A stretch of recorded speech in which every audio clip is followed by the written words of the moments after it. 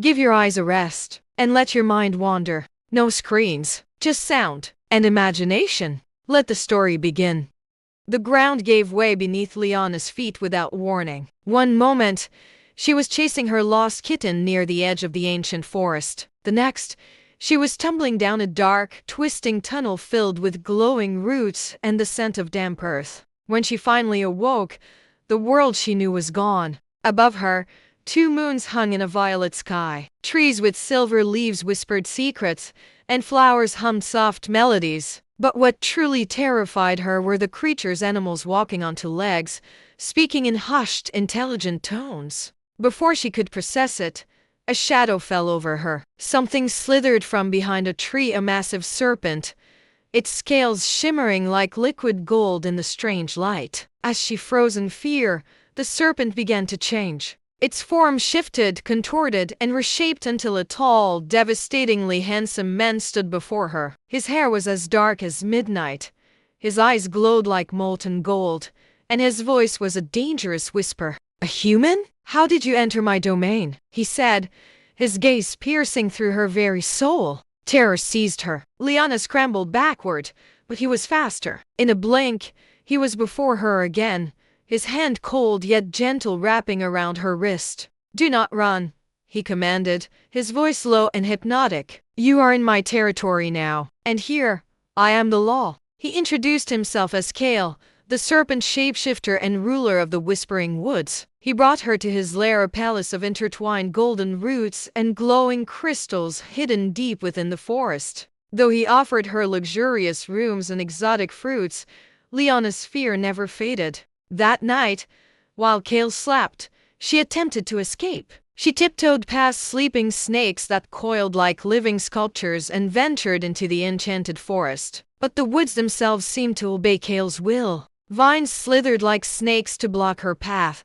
and trees bent their branches to cage her. Suddenly, he was there. "Did you truly believe you could escape me?" Kale emerged from the shadows, his eyes glowing with mild amusement. "Every leaf, every root, every creature in this forest answers to me." Trembling, Liana cried, "Why are you keeping me here? Let me go!" Instead of anger, his expression softened. "I cannot. You are my fated mate." "What does that even mean?" she demanded, tears streaming down her face. "It means," he said, stepping closer, "that from the moment you fell into my world, your soul called to mine. We are bound by destiny." "I don't believe it," she whispered, pulling away. "You will," he promised, his voice unwavering. "In time, you will." Days turned into a cycle of fear and fascination. Kale never harmed Liana, but his obsession grew like ivy, wrapping around her freedom. Each dawn, he brought her gifts of fruit that glowed with soft light,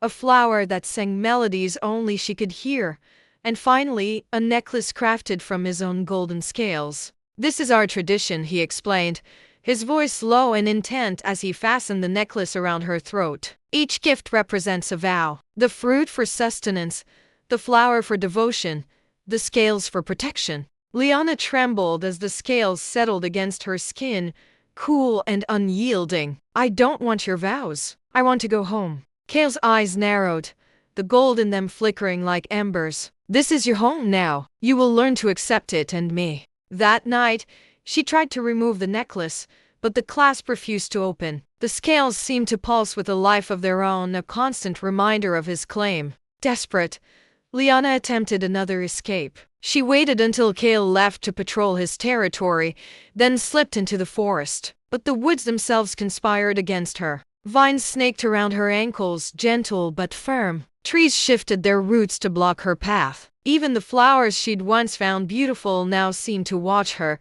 their petals curling in warning. Suddenly, the ground beneath her softened, and thorny blossoms erupted, trapping her in a cage of living plants. "You cannot outrun the forest," Kale's voice echoed from the shadows. He emerged, his expression a mix of frustration and fascination. "Why do you fight this? I've offered you everything: power, protection, my very soul." Tears streamed down her face. "You offer me a cage. Love isn't something you force." For the first time, uncertainty flickered in his eyes, but it was quickly replaced by resolve. "Then I will wait until you see the truth." Until then, you will remain here. He led her back to his lair, the forest itself bending to his will. That night, as Liana lay in her room, she heard the haunting melody of the singing flower, a lullaby of longing and possession.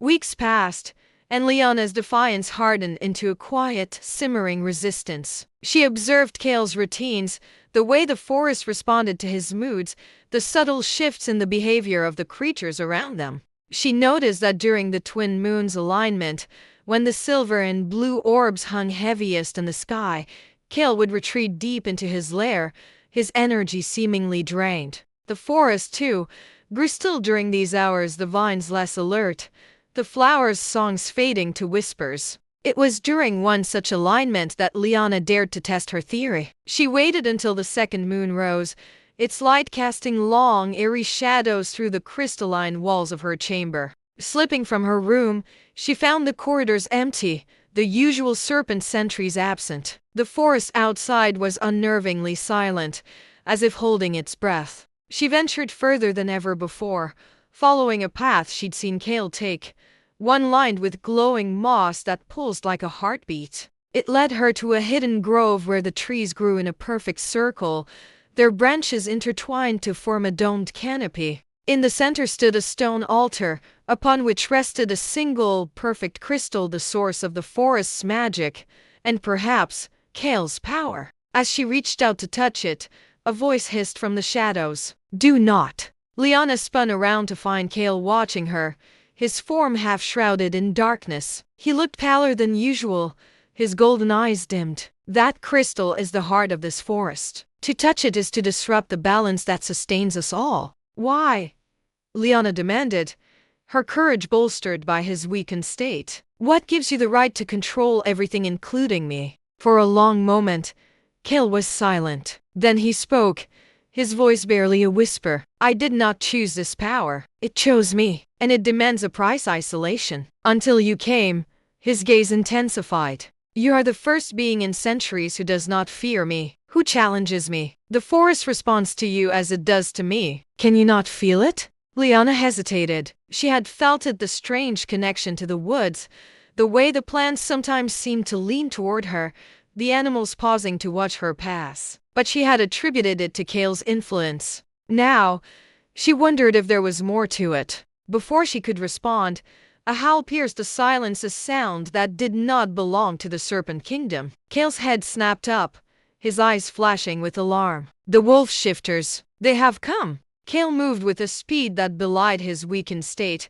grabbing Liana's arm and pulling her toward the safety of the lair. But it was too late. Shadows detached themselves from the trees, tall, muscular figures with glowing amber eyes and fur-cloaked shoulders. Wolf shifters, their teeth bared in snarls. "So, the rumors are true," their leader, a broad-shouldered shifter named Fenrir, growled. "The Serpent King has found his human mate. How convenient!" Kale stepped in front of Liana, his body coiled and ready for attack. "Leave now, Fenrir. This does not concern you. Does it not?" Fenrir's laugh was a harsh, grating sound. "A human who can disrupt your connection to the forest? Who can weaken you? She concerns us all." His eyes locked on Liana. "Come with us, human. We won't keep you caged like this serpent. We'll set you free. And in return, you'll help us break his hold on these lands." Liana's heart raced. Freedom, the very thing she craved. But at what cost? To betray Kale? To help destroy the very forest that had become her prison?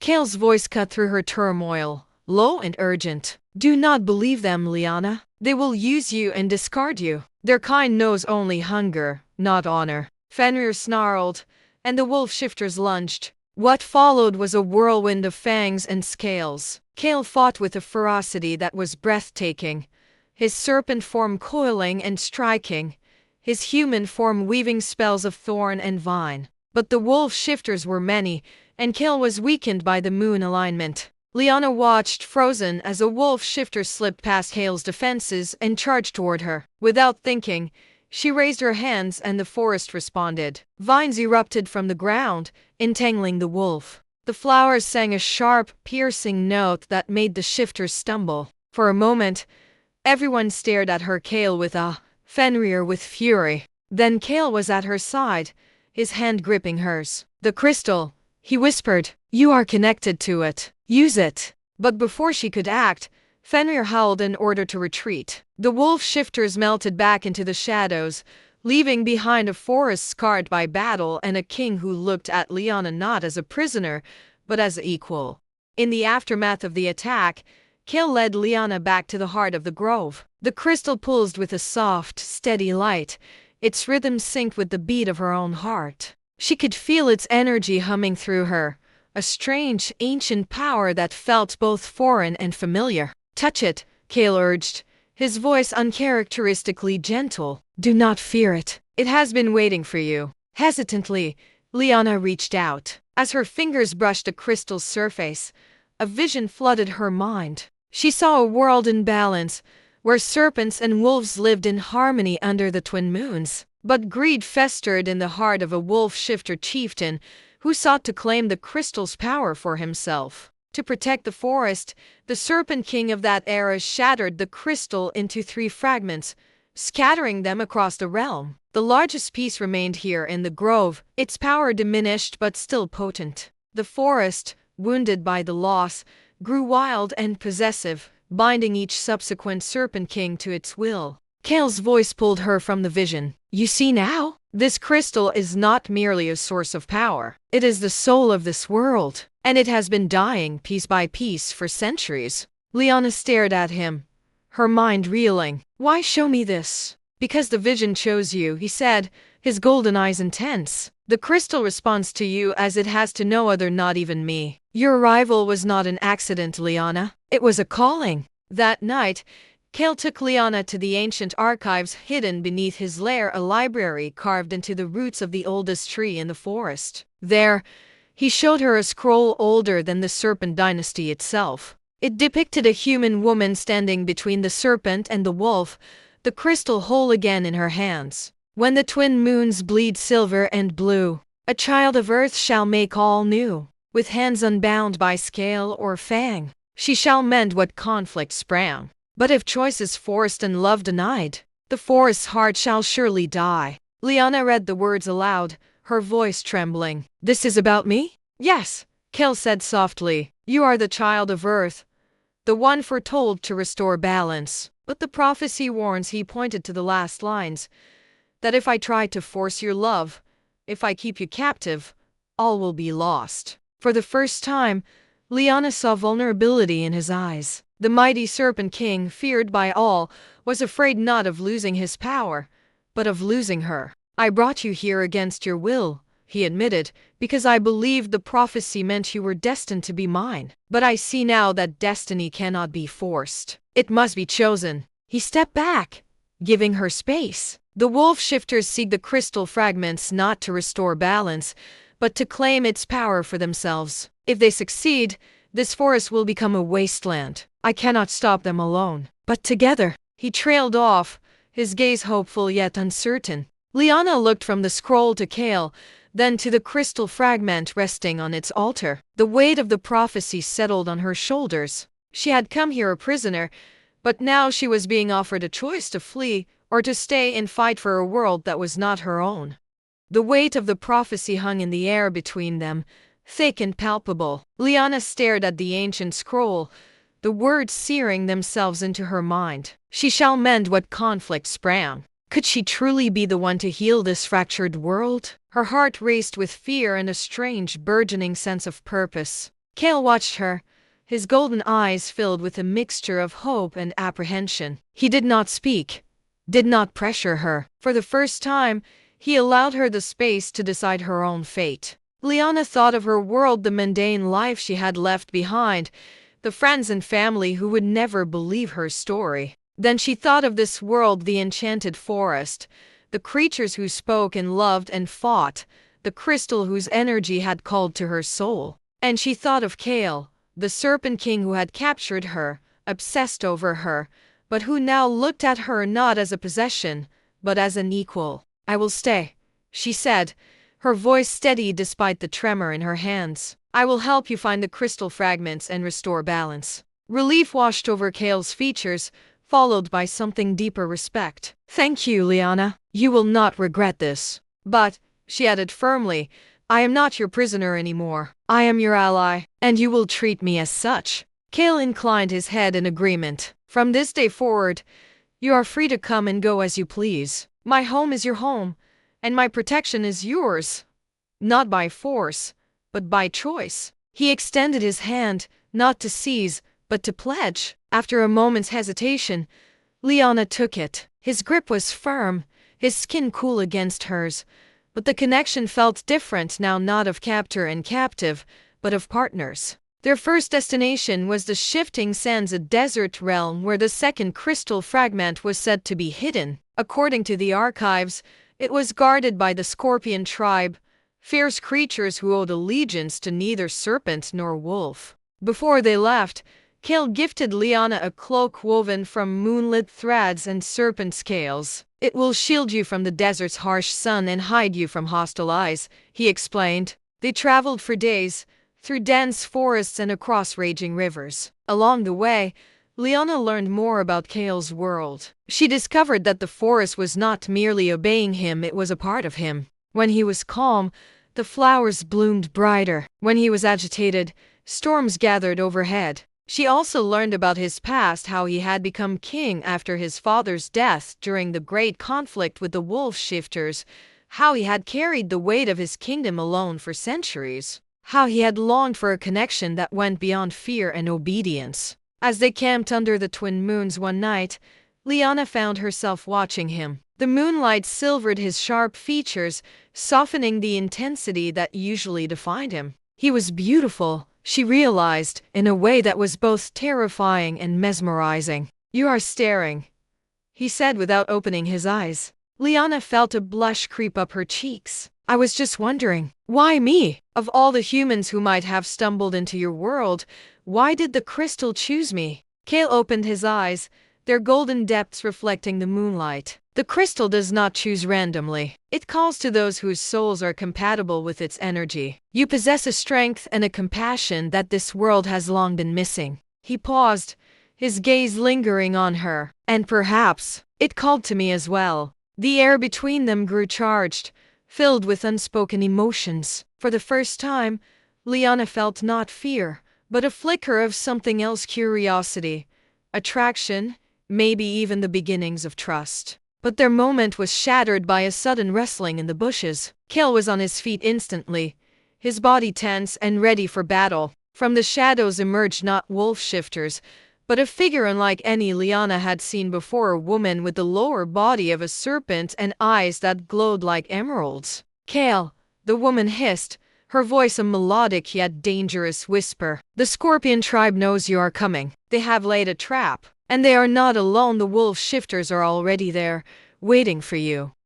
The serpent woman emerged fully from the shadows, her scales shimmering with a dark iridescence in the moonlight. Her eyes, green as deep forest moss, held a mixture of defiance and regret. Zara, Kale breathed, his voice a blend of shock and suspicion. Why are you here? Zara's gaze flickered to Liana before returning to her brother. I heard the forest's whispers. I know what you seek, and I know the danger you walk into.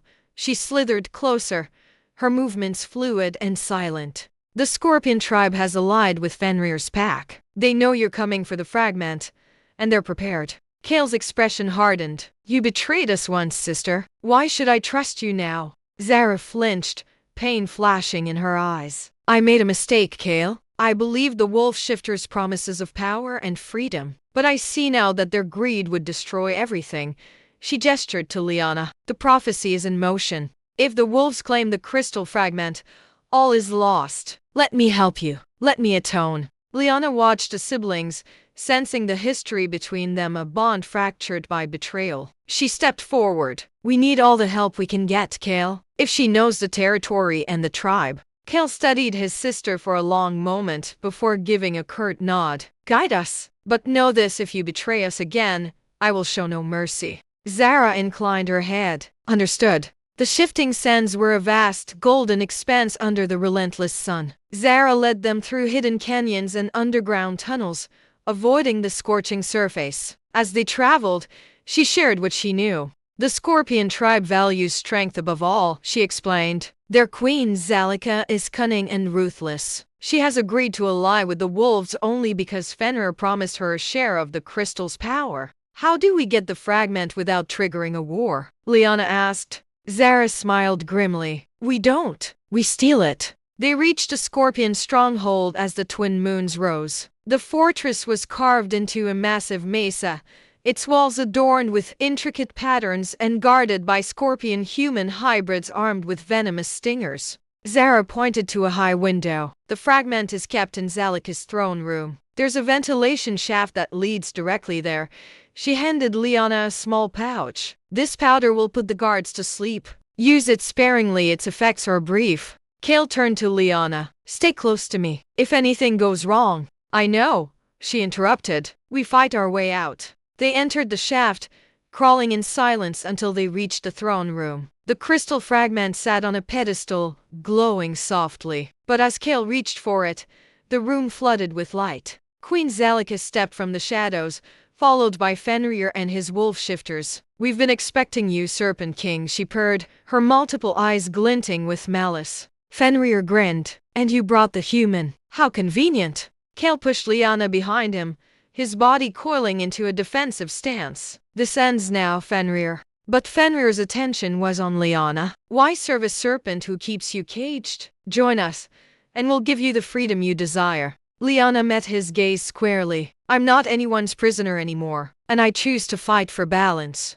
not greed. Zalika laughed. Then you will die for it. The battle erupted in a chaos of stingers, fangs, and scales. Kale fought like a demon, protecting Liana while fending off attacks from all sides. Zara joined the fray, her serpent body striking with precision. In the confusion, Liana saw her chance. She dashed toward the crystal fragment, but Zalika intercepted her, tail poised to strike. Your journey ends here, human, the queen hissed. But before she could attack, Zara lunged, taking the stinger meant for Liana. She cried out, collapsing as venom coursed through her veins. Zara, Kale roared, his fury unleashing a wave of energy that threw their attackers back. Liana seized the fragment and rushed to Zara's side. Hold on, we'll get you out of here. Zara smiled weakly. Go, complete the prophecy. As Kale covered their retreat, Liana realized the depth of his sister's redemption and the true cost of their quest.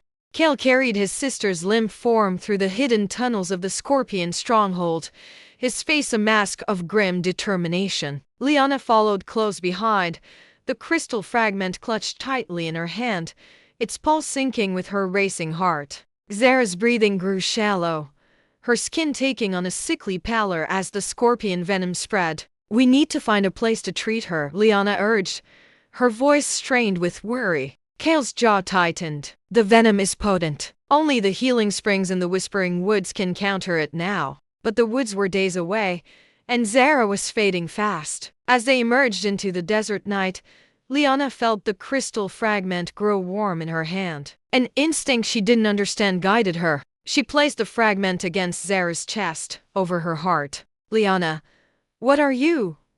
Kale began, but his words died as the fragment glowed brightly. A soft, golden light enveloped Zara, and the dark veins of venom receded from her skin. Her breathing steadied, and color returned to her cheeks. When her eyes fluttered open, they were clear and focused. The fragment. It healed me, she whispered in awe. Liana stared at the crystal in her hand. I didn't know I could do that. Kale watched her with newfound reverence. The prophecy spoke true. Your connection to the crystal is greater than any of us realized. With Zara healed and the second fragment secured, they continued their journey. As they traveled, Liana practiced channeling the crystal's energy. She discovered she could not only heal but also communicate with the plants and animals around her. Vines would move at her command, and creatures would approach without fear, offering guidance or warnings. One evening, as they camped near Oasis, Zara shared her story with Liana. I was jealous of Kale, she admitted,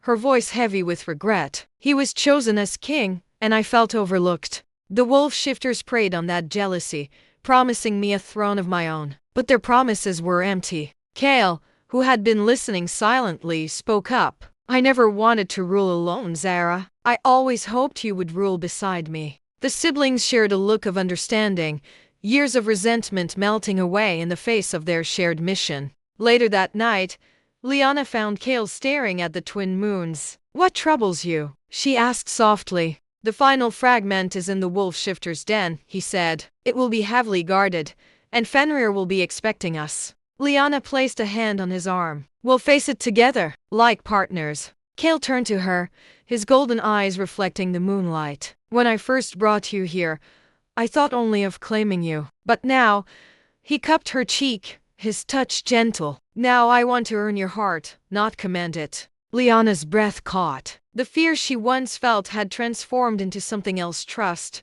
respect, and a growing affection for the Serpent King who had learned to see her as an equal. Before she could respond, a howl echoed in the distance closer than before. Fenrir's pack was on their trail.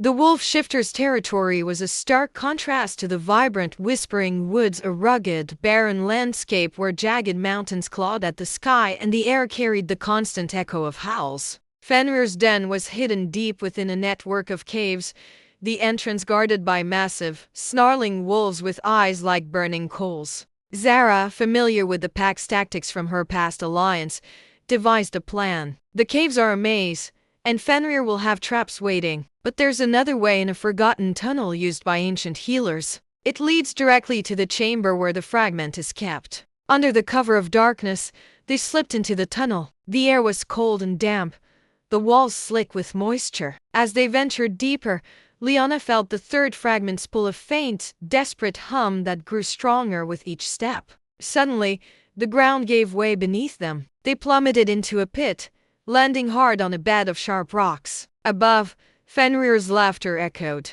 "Did you truly think I wouldn't anticipate your every move?" Torches flared to life, revealing the wolf shifter king and his pack surrounding the pit. "The fragment is not here," Fenrir sneered. "It is already being moved to a place you will never reach. But you will die here together." As the wolves advanced, Kale shifted into his serpent form, coiling protectively around Liana and Zara. But the pit was too narrow, his movements restricted. Liana closed her eyes, focusing on the crystals she carried. Their energy surged through her, and for the first time, she didn't just feel connected to the forest, she felt connected to everything. The rocks beneath her feet, the air in her lungs, the very heartbeat of the world. When she opened her eyes, they glowed with pure, radiant light. Enough. The word was quiet, but it carried the weight of ages. The wolves froze, their snarls dying in their throats. Liana raised her hands, and the walls of the pit began to crumble, not to bury them, but to form a staircase leading upward. "We are leaving," she stated, her voice echoing with power. "And you will not stop us." Fenrir could only watch in stunned silence as they walked free, the very earth obeying Liana's command. They emerged from the tunnels to find the wolf shifters in disarray. Fenrir's authority was shaken, his pack divided by the display of Liana's power. In the confusion, Zara managed to capture one of Fenrir's lieutenants, who revealed the location of the third fragment, the Peak of Howling Winds, a sacred place where the wolf shifters communed with their ancestors. The peak was shrouded in perpetual storm clouds, the wind screaming like 1,000 lost souls. At its summit, the third fragment hovered above a stone altar, protected by a vortex of raging energy. "This is no ordinary guard," Kale said, his voice tense. "This is a curse laid by Fenrir's ancestors. To take the fragment, one must face their greatest fear." Liana stepped forward without hesitation. "I'll do it." As she approached the vortex, visions assailed her. Her family, aging and dying while she remained trapped in this world. Kale, rejecting her once the prophecy was fulfilled. Herself alone and forgotten, a ghost between worlds. She felt the weight of every doubt, every insecurity she had ever harbored. But then she remembered Kale's trust, Zara's redemption, and the crystal's call. She remembered that true strength wasn't the absence of fear, but the courage to face it. "I choose hope," she declared. "I choose love. I choose this world." The vortex dissolved, and the fragment floated into her hands. As all three pieces united, they merged into a single, perfect crystal that blazed with the light of a newborn star. But the victory was short-lived. Fenrir appeared, his form twisted with rage and dark magic. You may have the crystal, but you will not live to use it. He lunged, not at Lyanna, but at Kale, and his claws found their mark. Kale fell, his blood staining the sacred ground. Kale lay motionless on the stone altar, his breathing shallow, the life fading from his golden eyes. Lyanna cradled his head in her lap, her tears falling onto his pale face. The completed crystal pulsed in her hand, its light dimming as if reflecting her despair. Zara stood guard, her serpent body coiled defensively as Fenrir and his remaining loyalists circled them. The crystal must be taken to the Hard Grove before the twin moons set, Zara urged, her voice tight with urgency. Otherwise, its power will fade, and the world will descend into eternal darkness. Lyanna looked from Kale's still form to the crystal in her hand. The prophecy echoed in her mind. She shall mend what conflict sprang.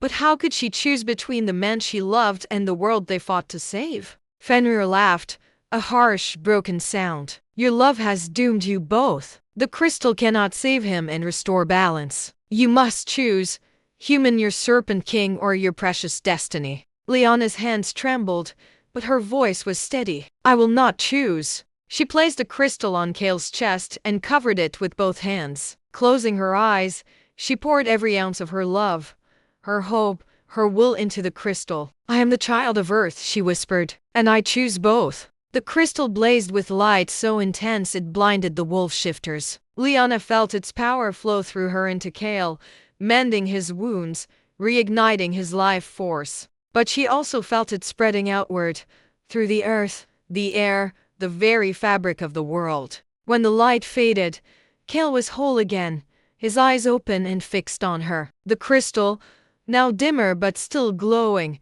rested between them. Fenrir snarled in rage and launched himself at them, but his body disintegrated into shadows before he could reach them. The dark magic that had sustained him could not exist in the newly restored balance. With the wolf shifters' corruption purified, their pack retreated, leaderless and humbled. Zara guided Lyanna and Kale back to the Whispering Woods, where the forest greeted them not with suspicion, but with joy. Flowers bloomed in their path, and trees bowed in respect. At the Hard Grove, they placed a restored crystal on the altar. Its light spread through the forest, healing the scars of conflict, and for the first time in centuries, the serpent and wolf territories knew peace. Kale turned to Lyanna, his heart in his eyes. You have given us more than balance. You have given us hope.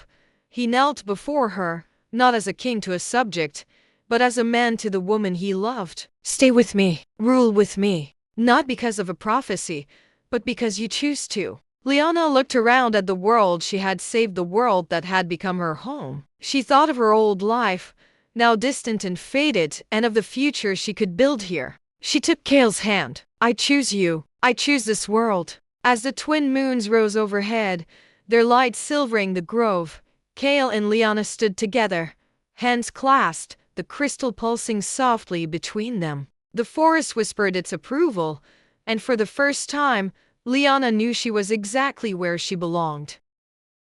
If this tale touched your heart, don't forget to subscribe. More stories await, only on Drama Tales.